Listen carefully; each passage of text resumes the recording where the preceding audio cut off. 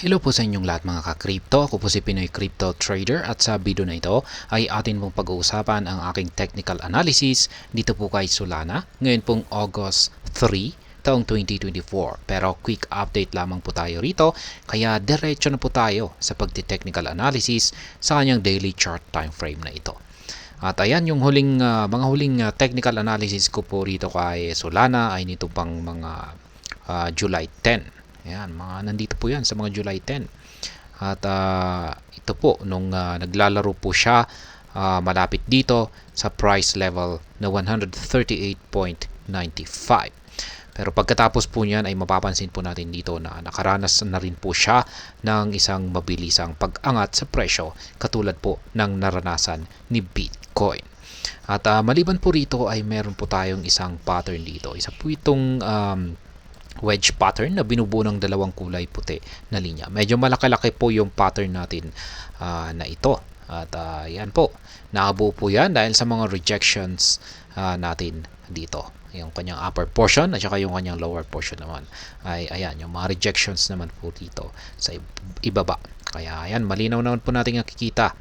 Kaya ayan, nung nag-umpisa po noong mga July 12, 13, ay ayan, dito na po siya nag-umpisa sa kanyang pag-angat sa presyo. At makikita naman po natin yan sa ating dalawang indicators na nagbigay po sila ng signal.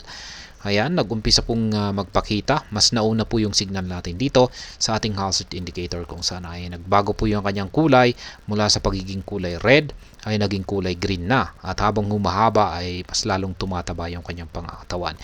At lumabas na rin noong July 14 yung ating QQE mod indicator na sumasang-ayon na bullish na ang kalagayan ni Solana. At dahil po dyan, ay yan na po nakaranas ng matinding pag-angat sa presyo itong si Solana.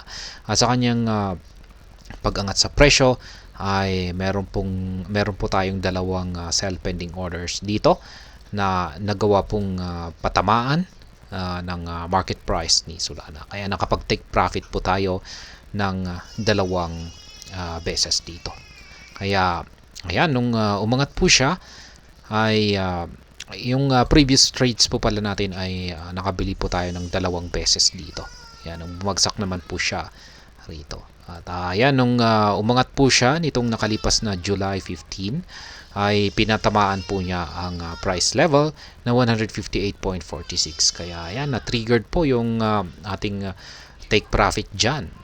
At kasabay po niyan ay agad po akong naglagay ng isang buy pending order dito sa ibaba. At yung sumunod na araw ay nagpatuloy po ito sa kanyang pag-angat at pinatamaan po niya yung sunod na sell pending order natin or take profit natin dito sa price level na 175.07. At nangyari po yan noong mga July 20. Kaya ayan, sinubukan po niyang magpatuloy sa kanyang pag-angat sa presyo pero hanggang dito na lamang po siya umabot. Ayan, yung karayom ng candlestick natin dito noong July 29 ay hindi po niya nagawang tusukin yung sunod po nating take profit dito sa 201.05. At simula po rito ay ayan, nag-umpisa na po siya ulit sa kanyang pagbagsak. Ngayon ay update po natin yung mga color coding natin. Meron pala akong linagay dito na isang buy pending order dito sa ibaba. Ngayon ay update po natin yung mga color coding natin. Yung mga nandito sa ibaba ay ito po ay nagsisilbing mga support line. Yung color coding natin is mga support line ay mga kulay red. Mga resistance line naman po na nandito sa itaas ay mga kulay green. Kaya ayan, ito po yung isa po itong major support line. Ayan, saan ay meron po tayong nakaabang dyan na mga buy pending orders kung saan ay handa po tayong bumili ng Solana sa tuwing babagsak sa mga price level na ito. At ayan yung aking analysis po rito sa magiging galaw ni Solana sa mga paparating na araw ay mukhang patuloy lamang po ito sa kanyang pagbagsak. Mukhang makakaranas po siya ng malaking pagbagsak at posible po siyang bumalik dito sa 138.95 na price level or major support line po natin dito. At maliban po rito ay yung pattern naman po natin ay ang gagawin lamang po natin dito ay i-extend lamang po natin yan kasi nananatiling valid pa rin po ang ating pattern na ito. Isang malaking wedge pattern. Valid pa rin po yan. At ngayon, yung naranasan pong breakout ni Solana dito sa July 20 sa upper portion nito ay malamang ay yan, sinubukan po niyang umangat pero bigo po siya, pero yung kanyang nararanasang pagbagsak dito ay malamang ay maaring isa lamang po itong retracement or correction sa kanyang breakout. At kung ito nga ay isang correction, ay ang mangyayari po rito ay magkakaroon ng rejection dito, tatalbog po siya at magpapatuloy po siya sa kanyang pag-angat sa presyo. At aakyatin po nito ang mas mataas na presyo. At posibleng umabot po siya rito hanggang sa 250.27. Pero base po sa ating pattern ay yung pinakamataas po na price target natin dito ay ang 201.05. Kaya ayan, pero possible po na aangat pa ito sa mas mataas na presyo sapagkat malaki po yung pattern natin dito. Kaya ayan, ngunit kung ang nangyari po rito ay kung bumagsak po itong si Solana at bumalik po rito sa loob ng ating pattern, ay masasabi kong invalidated na po yung pattern natin dito.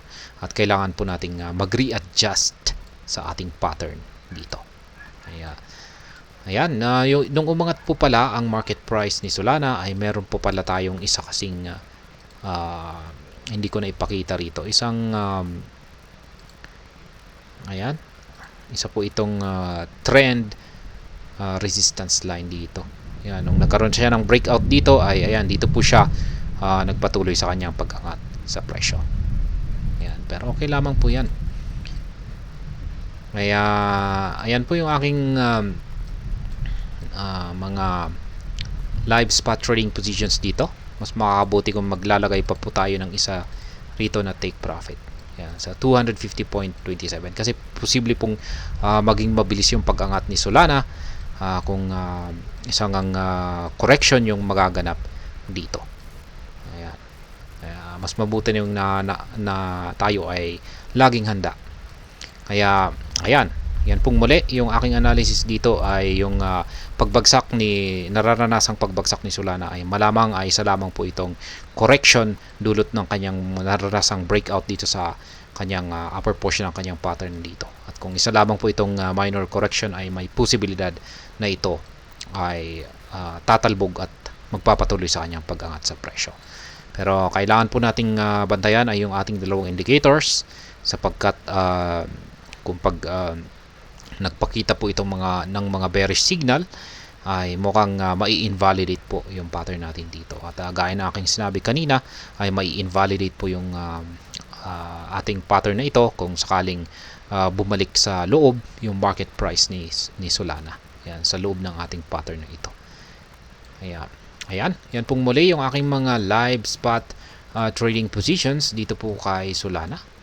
Ayan, lalong-lalo na po sa mga gustong sumabay sa aking simpleng paraan sa pagtitrade dito kay Solana. Meron po akong dalawa rito sa itaas muli na mga sell pending order or take profit na nakatapat po sa mga major resistances natin dito sa itaas. At meron naman po akong tatlo na mga buy pending orders dito sa ibaba na nakatapat naman po sa mga support lines natin dito.